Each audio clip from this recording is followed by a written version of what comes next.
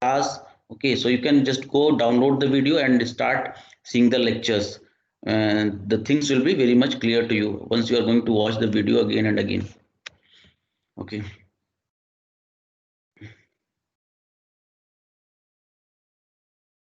Yes, Prajwal. Prajwal, are you there? Prajwal. Prajwal G. Prajwal, can you listen me? Prajwal.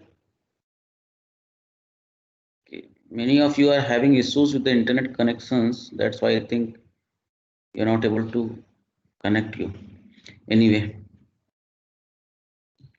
let me see if there is someone else. Okay, already 20 is there. Okay. Okay, Ashwin Kumar Maurya. Ashwin. Ashwin, are you there? Yes, Ashwin. Manoj Reddy. B. Manoj Reddy. B. Manoj Reddy. Okay. And let me call someone else. Yes, sir. Yes, Manoj, tell me what we have studied in the last class. Lot of noise. Yes. Hello. Yes. Mute yourself because a lot of noise is coming. Yes. Anyway, so let's give the opportunity to Mr. Arjun. Arjun, are you there? Arjun? Arjun, are you there? Arjun F. Thampi. Okay, I think he is also not there. So let me take another call to this GVS Rohit. Rohit, are you there? Rohit? Yes, sir. Okay, Rohit, tell me what we have learned in the last class. So before that, I just want to tell you that tomorrow we are having a quiz from 3 to 3:30. I think everybody has seen that their name is reflecting on the Edge platform. If there is anyone, please let me know. Don't tell me afterwards. Okay. If your name is not reflecting, please let me know so that I can add it. Okay. Yes, Rohit. Now, Rohit, you can tell what we have studied in the last class. What is the difference between binary isomorphous phase diagram and binary eutectic phase diagram?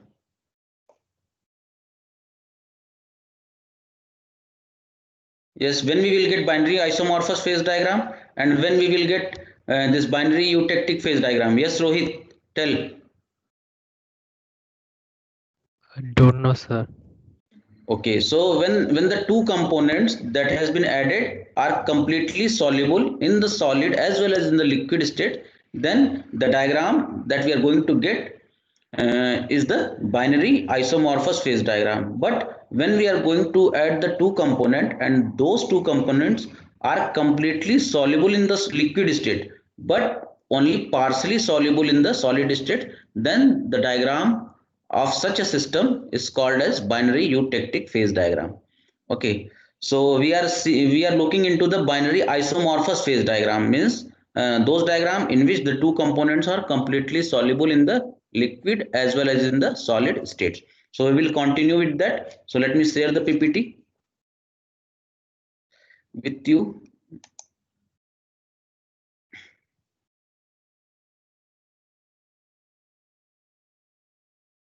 Just give me a minute.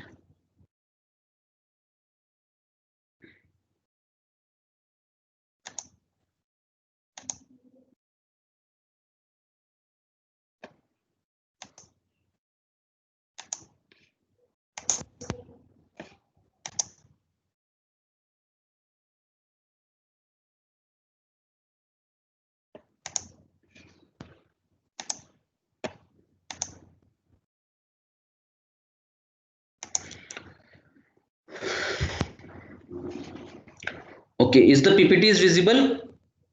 Yes, please respond. PPT is visible.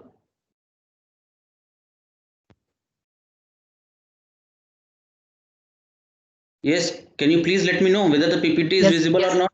yes, visible. Okay. Okay, so today we are going to look into this binary isomorphous phase diagram. So binary phase diagram is of also two types. One is the binary isomorphous and other is the binary eutectic phase diagram. So today and in the coming lectures we are going to concentrate on this. We will study this binary eutectic later on. Okay, in this module only we are going to study, but in the later classes. So from today onwards, we are going to concentrate on this binary isomorphous phase diagram. Okay, so I have told you when the two components are completely soluble in each other in the liquid as well as in the solid state, then the type of diagram we are going to get is the binary isomorphous phase diagram. But how we can say that these two components are completely soluble in each other or not? Okay, is there any rule which defines that the two components that has been added are completely soluble or not? So in order to look into that, we are having a rule that is known as Hume-Rudry conditions. So Hume-Rudry conditions tell us about the solid solubility of two components.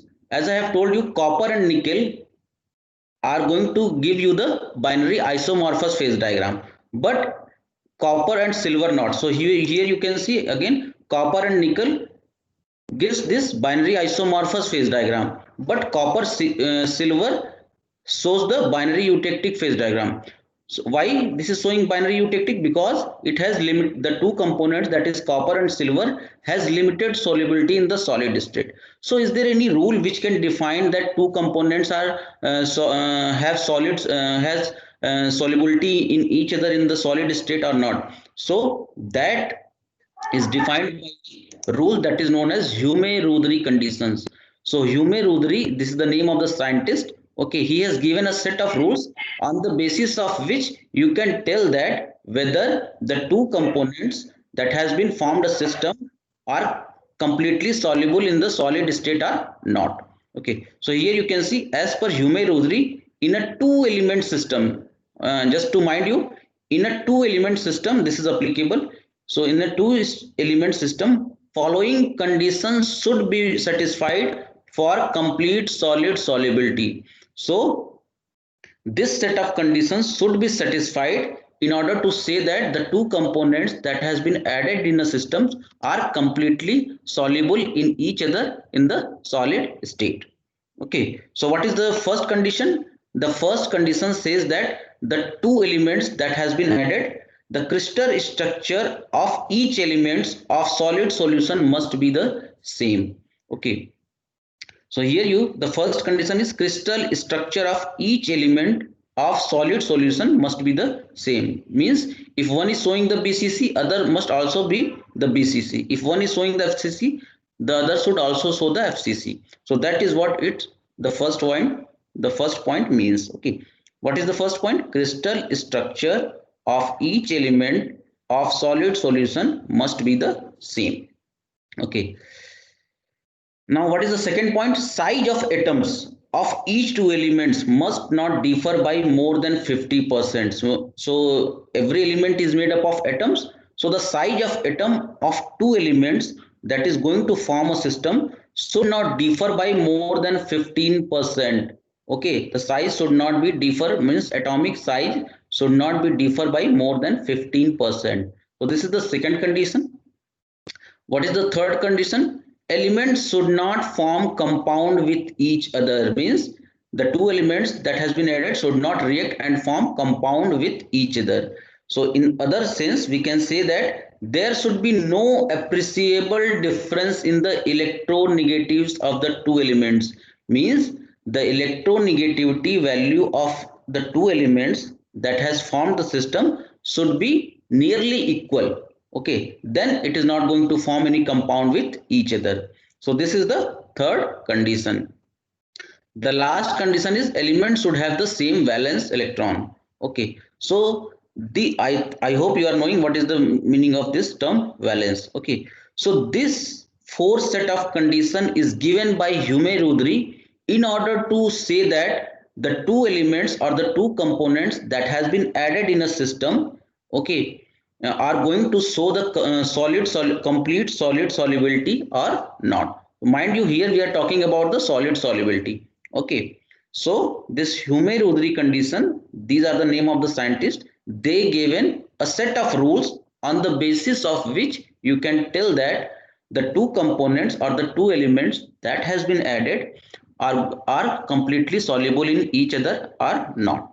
So these four conditions should be satisfied. If you want to say that these four conditions should be satisfied in order to have the complete solid solubility of two components in each other. So I hope this things is clear to you. So the first thing is crystal structure should be same, or both the elements should be same. Size of the atom should not differ by more than 15%. Electronegatives value of the two components should be nearly equal. Okay. And the last is elements should have same valence. If this four condition is satisfied by the both of the two components, okay, that has been added, say for example copper and nickel. So copper and nickel shows all these four conditions. Okay, copper has the FCC structure, nickel also has the FCC structure. Size of atoms of both these two are not going to be get differ by 15%. Okay, let me mute. ಟಾರ್ಝೋ ನೋಡ್ಲಿಕ್ಕೆ ಹೆಂಗೈತಿ ಬಿಟ್ಟಿಲ್ಲ ಇದಿಷ್ಟ ಅಷ್ಟೇ ಬಿಟ್ಟ back side back front ಬಿಟ್ಟು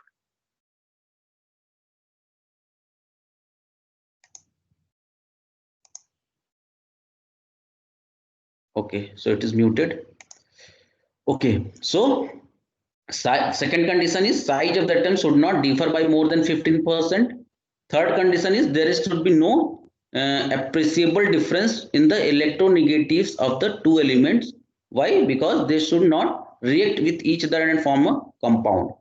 And the fourth point is elements should have the same valence electron. If this four condition is satisfied by both the elements or by the component that is going to form a system, then we can say that they have complete solid solubility in each other. And this set of condition is given by Hume-Rudri. That's why it is known as Hume-Rudri conditions. Okay, we will see one examples for this.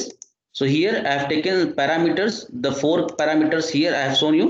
I have just tried to compare these four parameters for different systems. Okay, so here we have taken copper nickel and here I have taken copper silver.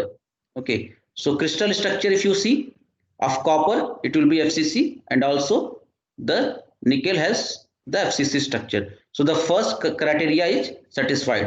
Hume-Rudri first criteria is satisfied for copper nickel system. Second is size of the atom. If you find the size of the copper, it is 145 picometer. Similarly, the atomic size of the nickel is 149 picometer. So the difference is less than 15%. Okay, that's why the second condition is also satisfied. If you see the electronegativity value of this copper and nickel, so it on this Pauling scale, so this is the scale on which this electronegativity value is measured. So if you compare the electronegativity value of copper and nickel, you will find that this copper has the electronegative value of 1.90 and nickel has the electronegative value of 1.91. So you can see almost it is equal. So the third condition is also satisfied for copper nickel system. Now we will see the electronic configuration and we will find that the valence electron is also be the same in the case of copper and nickel. So all the four condition is satisfied for the copper and nickel system. All the four condition that has been given by Hume-Rudri are satisfied for this copper and nickel system. So we can say that copper and nickel are completely soluble in each other in the solid state, or they are showing the solid solubility in each other. But if you are going to see these parameters for this copper and silver system, so let's check one by one.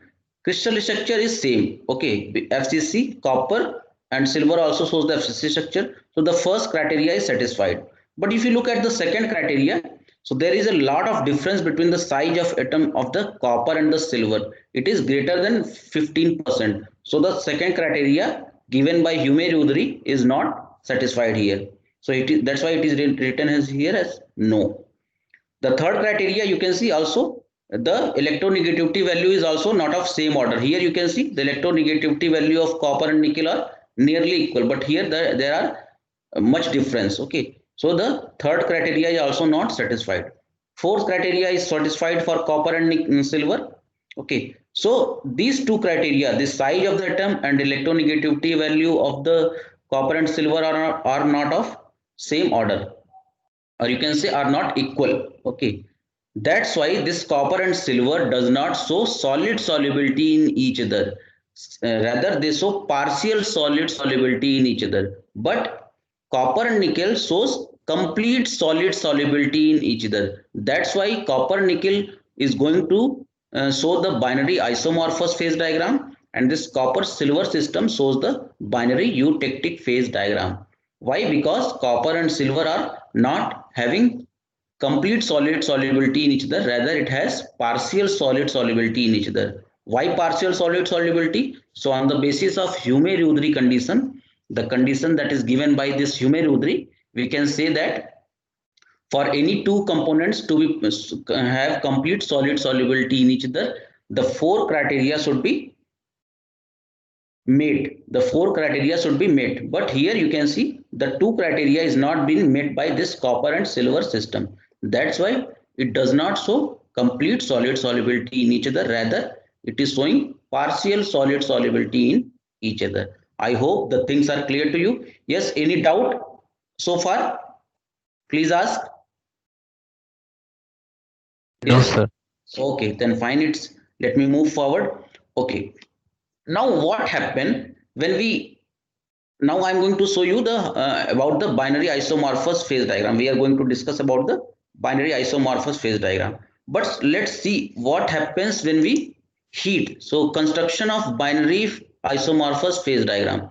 So next we are going to study the how we can make this binary isomorphous phase diagram. Okay. So take, this is the heating curve of pure copper, means you have taken the pure copper, means 100% copper is with you. Now you start heating the copper. So this is the temperature and time graph of this copper. Okay, pure copper means 100% copper is there. Nothing else is there. Nothing else is there. Only the system consists of 100% pure copper. Now when you will start heating this copper, what will happen? The temperature of the copper will rise, rise, and at this point it is going to start melting. The copper is going to melt.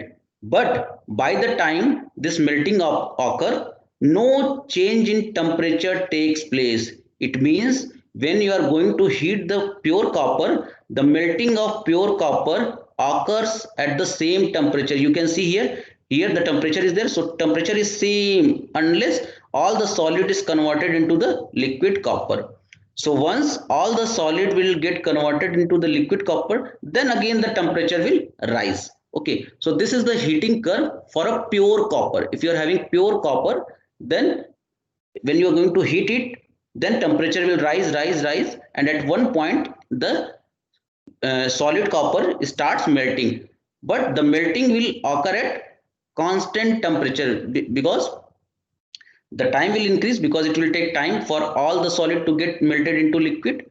So the time will be increased, but temperature is not going to change. Okay, so the melting of pure copper occurs at a constant temperature. So here you can see the temperature is constant.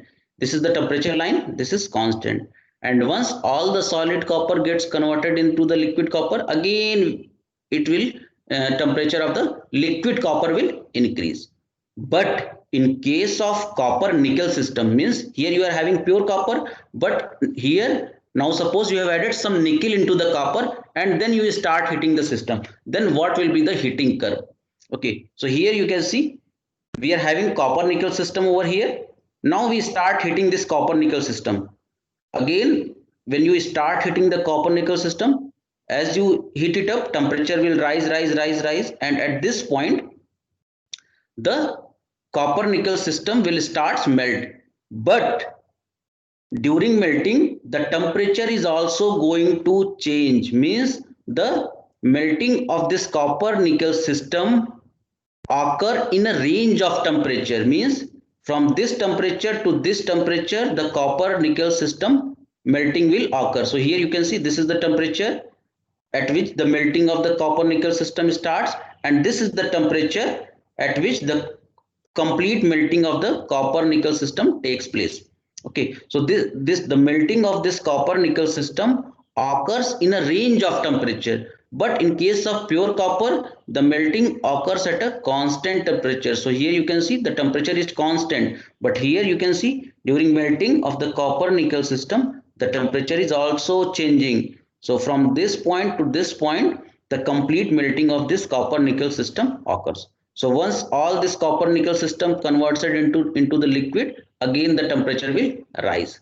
So what you have learned from this two heating curve, one I have shown for the pure copper, another has been shown for the copper nickel system. So one thing you can tell that melting of pure copper occurs at a constant temperature, whereas the melting of copper nickel system, okay, the melting of copper nickel system occurs in a range of temperature. So here you can see the melting starts over here and the melting completes over here, and by the time the temperature is also rising. Okay, so this is what the information that you can get. Now using this heating curve for this copper nickel system, we can make this binary isomorphous phase diagram. Okay, so let me show you here. Okay, so let us draw the copper nickel system phase diagram. So at this point we are having copper 100% pure copper. Now at what point this copper will going to melt? So this is the temperature axis. So at this point is nothing but 1085 degrees Celsius. So when we have pure copper, the melting of this pure copper will occur at 1085 degrees Celsius. Okay, now what you do, you see here 1085 degree Celsius. Now you add 20% nickel into the copper. Here you are having pure copper. Now you have added 20% nickel into the copper. It means 80% copper will be there and 20% nickel will be there. Now you start heating the system. Then what you will find that this is the weight percent composition of nickel. So 20% nickel I have added. Now you will find that the melting of this system, this 80% copper and 20% nickel, so the melting will occur at this point and melting will complete at this point, means temperature will be changing. Okay, so the melting, as I have shown you here, the melting is going to occur in a range of temperature for this copper nickel system. So the melting will start here and melting will complete over here. That's why I have shown here 2 points. At this point the copper nickel system starts melt. At this point all the melting will get completed, means all the copper nickel solids is going to convert it into liquid. Now you add some more. Okay, now you have taken, this time you have taken copper and 40% nickel, means 60% copper is there and 40% nickel is there. Now you again start heating the system. What you will find, again you will find that there will be one melting point at which the copper nickel system will start melting, and one point will be there at which the complete melting of this copper nickel system takes place. Similarly, when you do it for 60%, you will again get 2 points like this. Again, if you're going to take 80% nickel, then you are going to get this points like this. But if you're going to take pure nickel, means at this point 100% nickel is there, no copper is there. So again only 1 point will be there, because for pure nickel or pure copper only one melting point will be there, means the melting will occur at a single point. So for the nickel, the melting point is 1455 degrees Celsius. So here you can see, as you take 100% nickel, the complete melting will occur at a single temperature, that is 1455 degrees Celsius.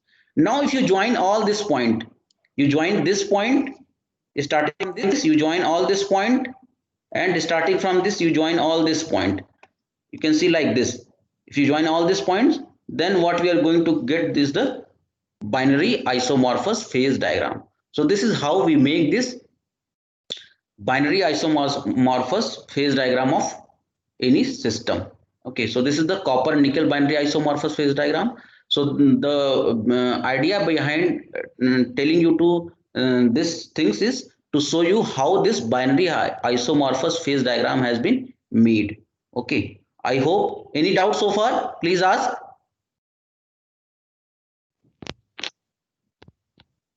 Yes, anybody is having any doubt?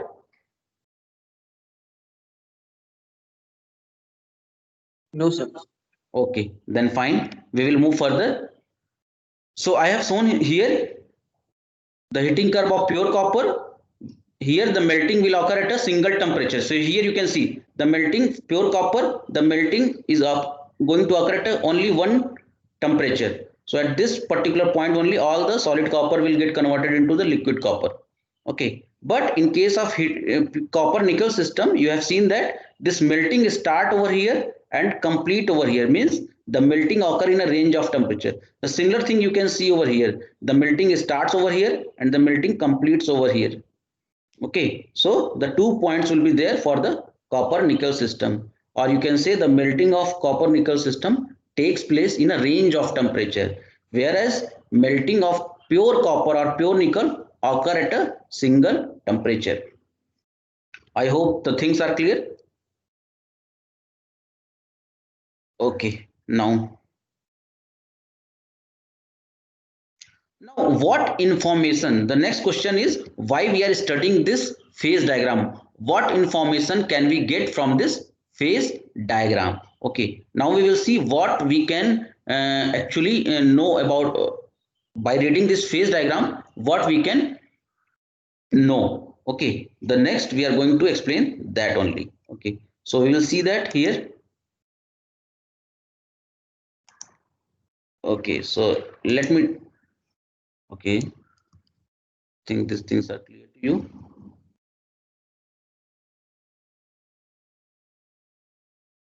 Okay, next, you are now familiar with this diagram, very much familiar with this diagram. Okay, I have also explained you how this diagram has been constructed. So again, I am taking here the example of copper nickel system, which shows the binary isomorphous phase diagram.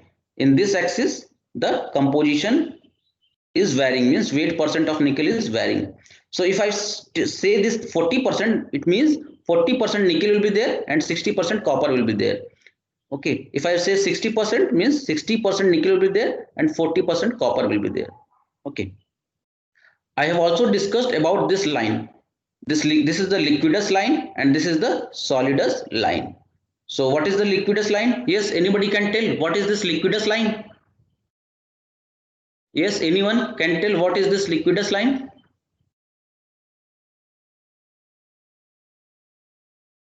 Yes, anyone?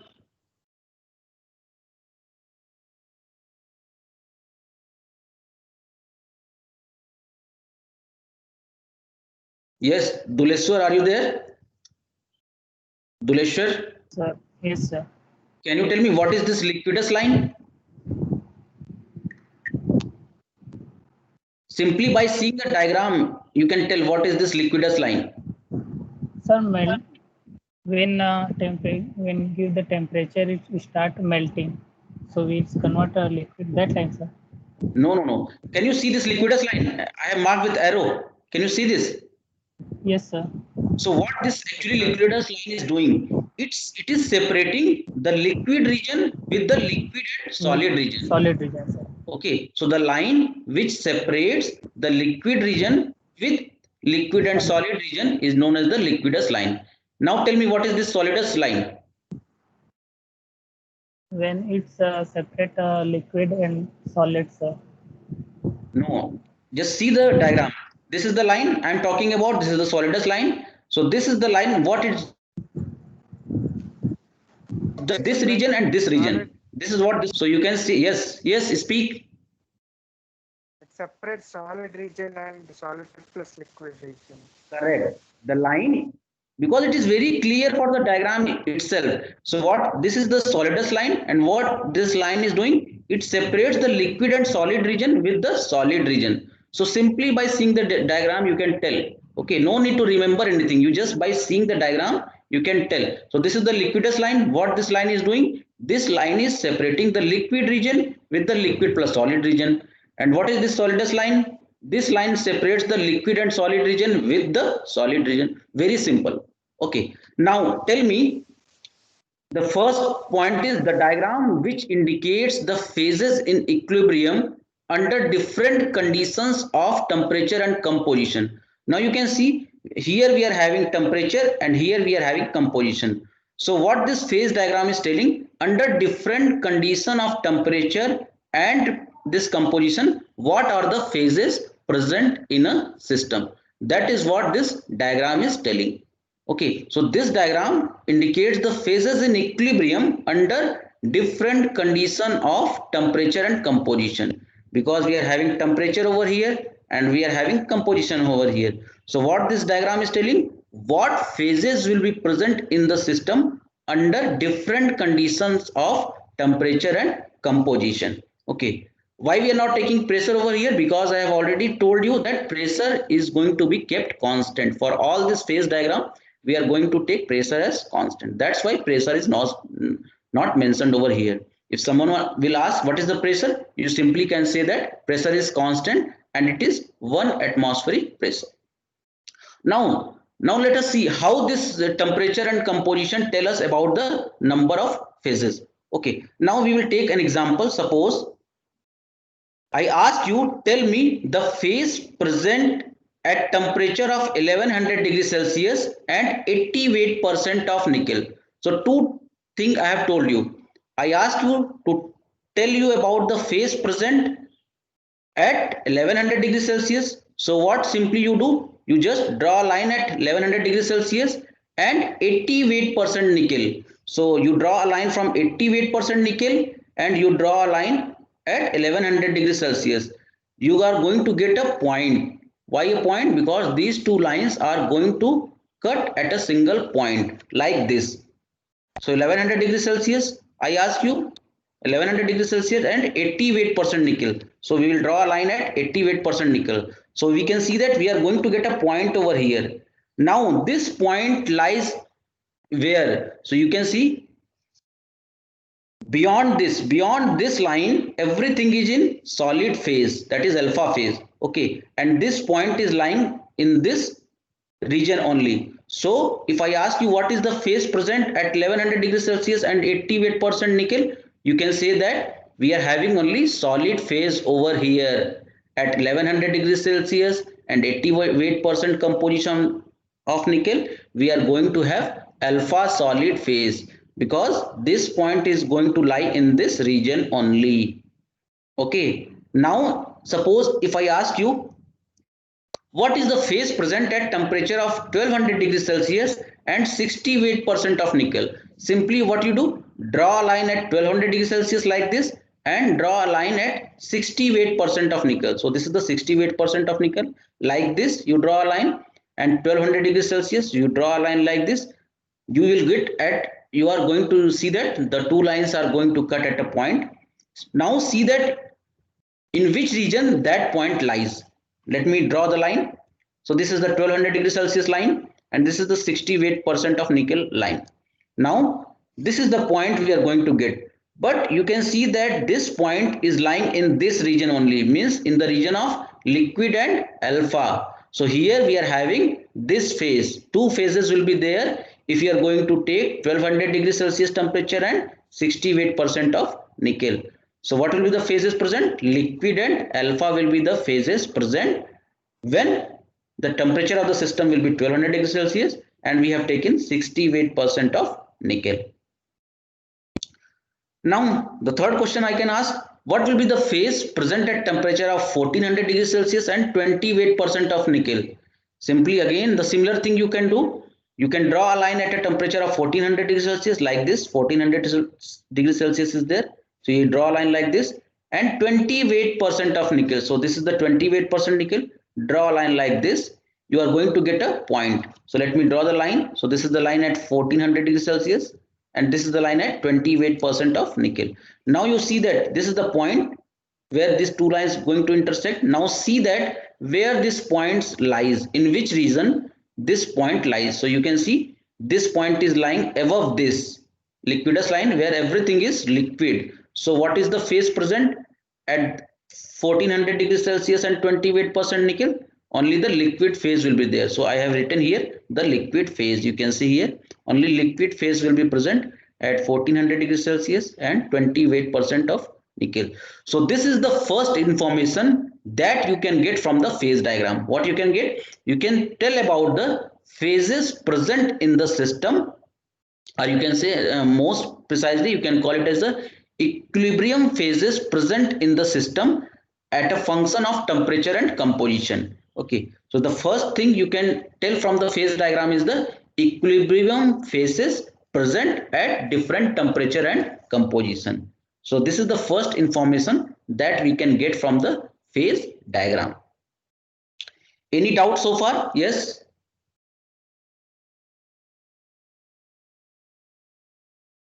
Any doubt so far?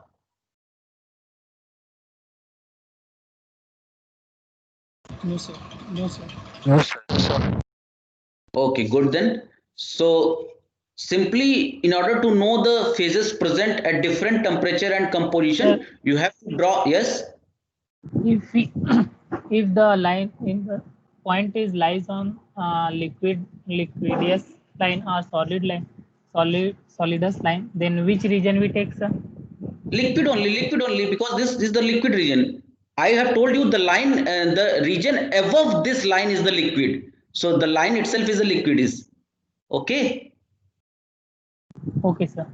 What is the liquid region? The line above this liquidus line is the liquid region. So I have not told you that the line itself is a liquid. So any point lies on this liquid line will be liquid only. So in the definition only I have told you the definition of liquidus line. The definition of this liquid region is the region lies above this liquidus line. I have told above. Okay. So everything on the liquid line will be liquid only.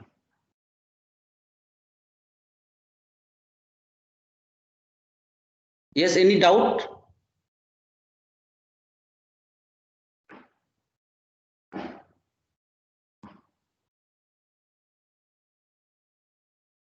No, sir.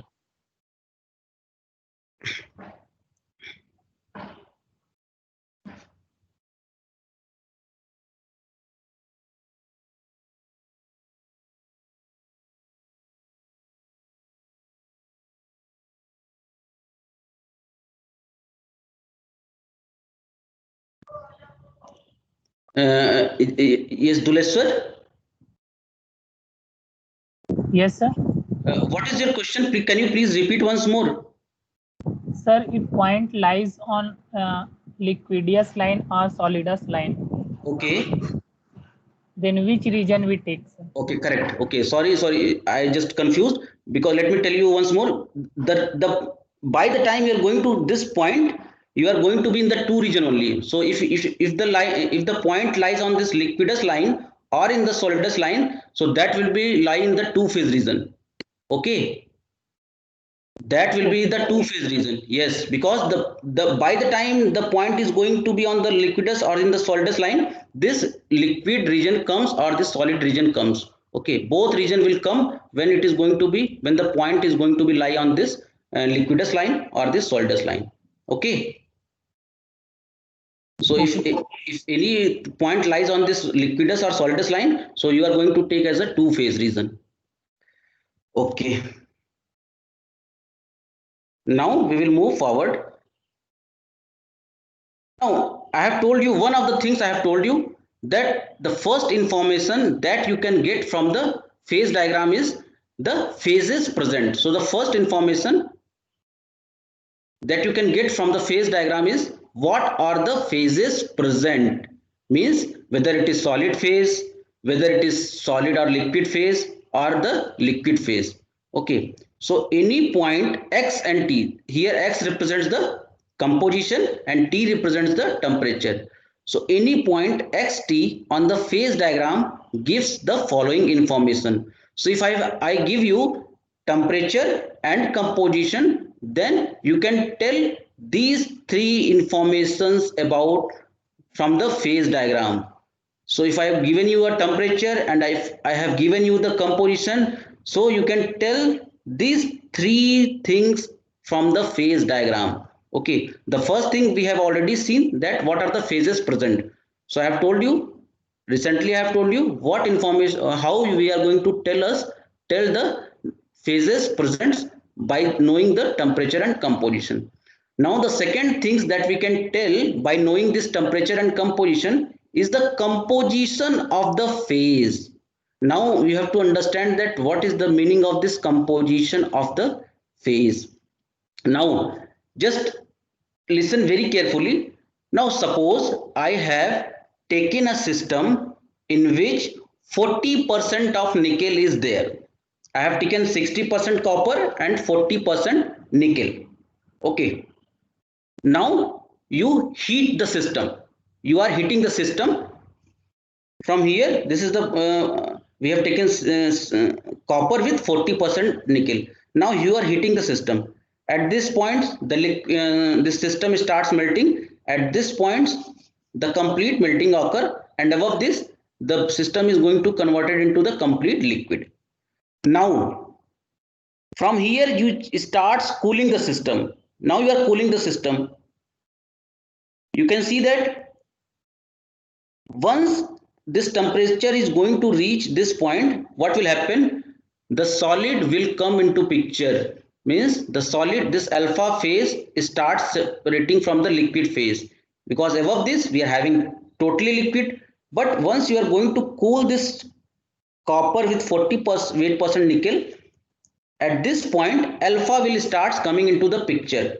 Now alpha is there and liquid is there, means solid phase is there, liquid phase is there. And this solid phase is made up of what? Copper and nickel. And this liquid phase is made up of what? Copper and nickel. Now, if you want to tell that in this alpha phase, in this solid phase, how much percentage of copper will be there and how much percentage of nickel will be there.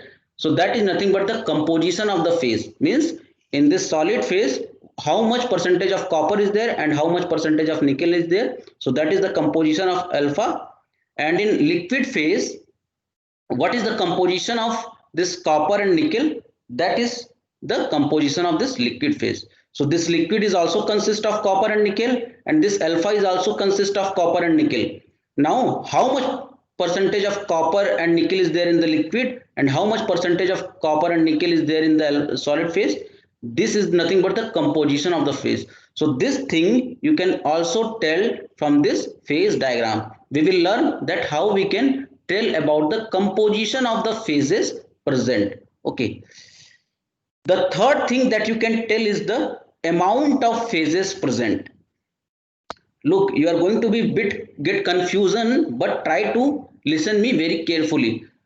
What are the relative amount of phases present? Means here we are talking about the amount of phase. Means suppose you are having copper with 48% nickel and you have heated it to a liquid state. Here we are having liquid and you start cooling. Now you see that I came here at this point.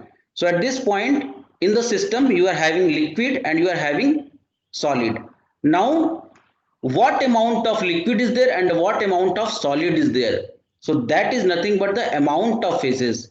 Composition is different. Composition is how much copper is there and how much nickel is there in the liquid phase and how much copper and nickel is there in the alpha phase. But if I am talking about the amount of phases, so you have to tell that how much amount of liquid will be there and how much amount of alpha will be there. So these three informations we can get from the phase diagram. We will discuss it in more detail. Okay, by the time you are not going to get it, let me know, because this is very important. Once you are going to understand it, you can solve any numericals related to this phase diagram. Okay, so I have already explained what are the phases present, how you can tell us about the phases present by knowing the temperature and composition. Now the second thing we are going to look into it, the composition of phases. Okay, again I am telling you the three informations we can get from this phase diagram. First is the amount, what are the phases present.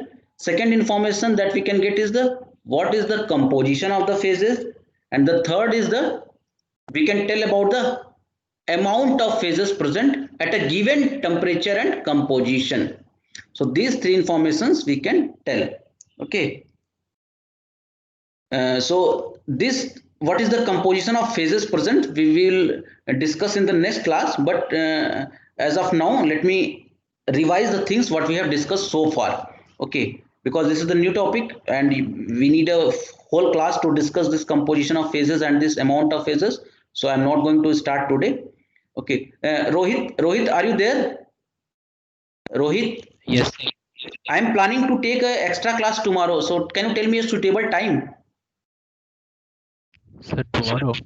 Yes, because we have missed one more classes, so I just want to compensate that class. So tell me the timing that is suitable for you people also and for me also. So just tell me.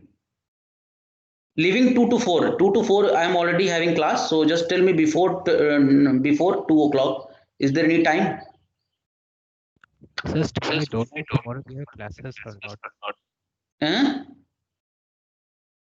Sir, Yes. tomorrow we don't know we have classes or not. Tomorrow you have classes. Sir, math is telling we have regular classes tomorrow.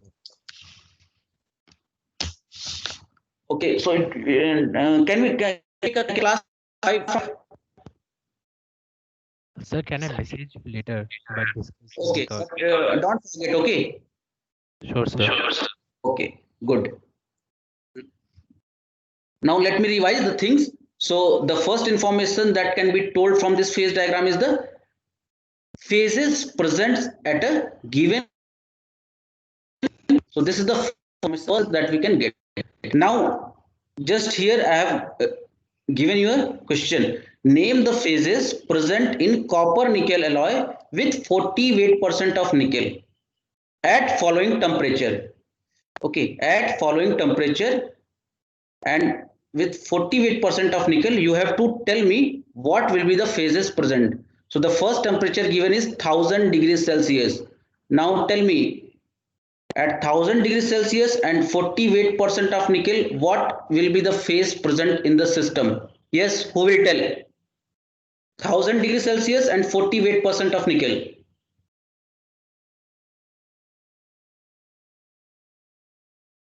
Yes.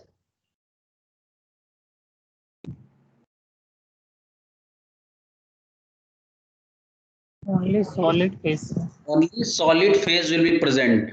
The simple thing you can do, draw a line like this 1000 degrees Celsius and 40 weight% nickel. So draw a line like this, it will intersect at this point. So here we are only having this solid phase over here.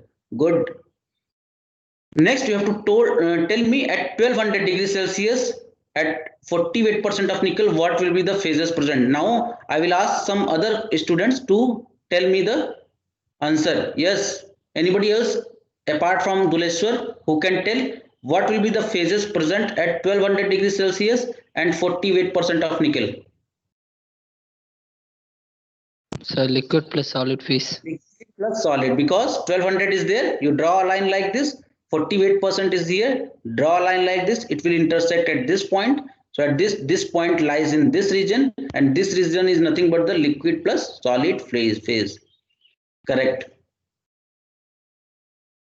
Now I will ask some other students to tell me the answer. What will be the phases present at 1420 degrees Celsius and 40 weight% of nickel? So it will be liquid, sir. It will be liquid, correct? Because 1420 will be here, somewhere around here, and 40 weight% is here. So when you draw like this, so you are going to intersect in over here, somewhat over here, and this point is lying in this region, and this region is nothing but the liquid region. Now I hope the things are clear to you. Now you are starting responding. It means that things are clear to you. So in the next class, we are going to see that what is the how to calculate the composition of phases present at different temperature and composition. Okay, so let me download the attendance.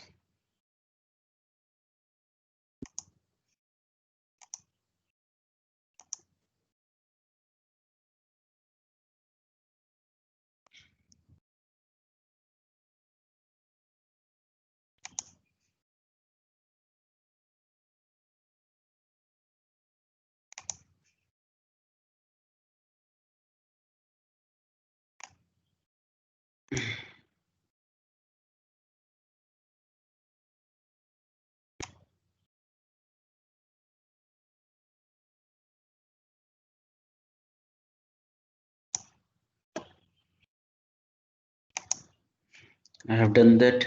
Okay.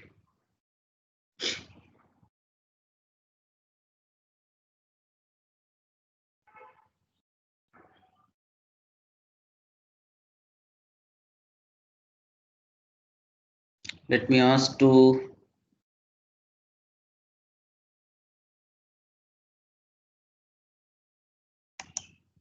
yes, A Pawan. Pawan, are you there? A Pawan. Yes, sir. Tell Yes, me sir. what is the phases present at 1300 degrees Celsius and 80 weight% of nickel. 80 weight% of nickel and 1300 degrees Celsius. Tell me what will be the phases present. Sir, it is L plus alpha, sir. You call it as a liquid plus solid phase, means liquid plus alpha solid phase will be present. Good.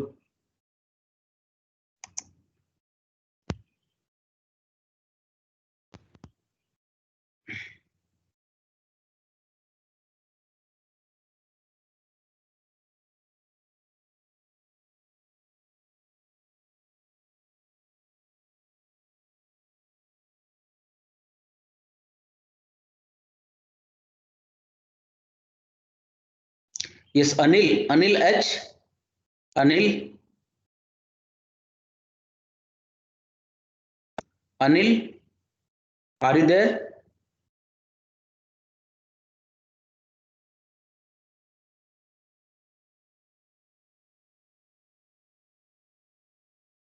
So tomorrow you are having quiz. So start studying. Okay. I have already uploaded the quiz. I have also changed the timing. So there was some mistakes in the timing. So I have corrected it. Now you are having your quiz from 3 to 3:30 tomorrow. Do it. All the very best for the quiz. Do it at your best. Okay, then.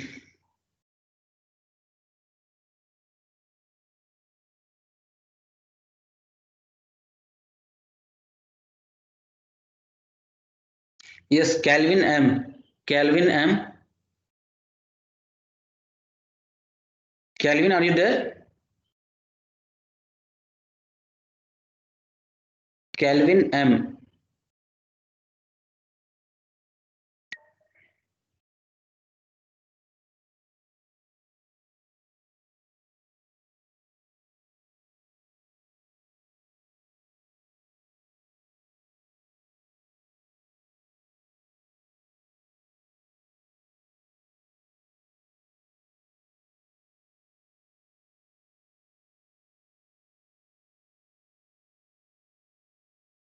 Dhanush ji. Dhanush. Dhanush, are you there?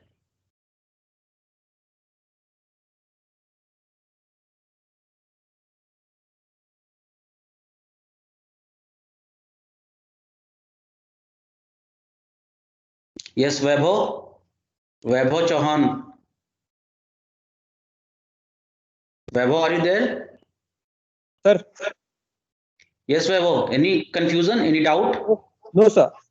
Okay, good then. Okay, then we will stop here only. Okay, can we stop here? In the next class, we will start with the composition, how to calculate the composition of different phases present in the system. Okay, so shall we end the meeting over here? Sure, sir. Okay, okay, take care. Bye bye. See you in the next Thank you. class. Okay, thank you.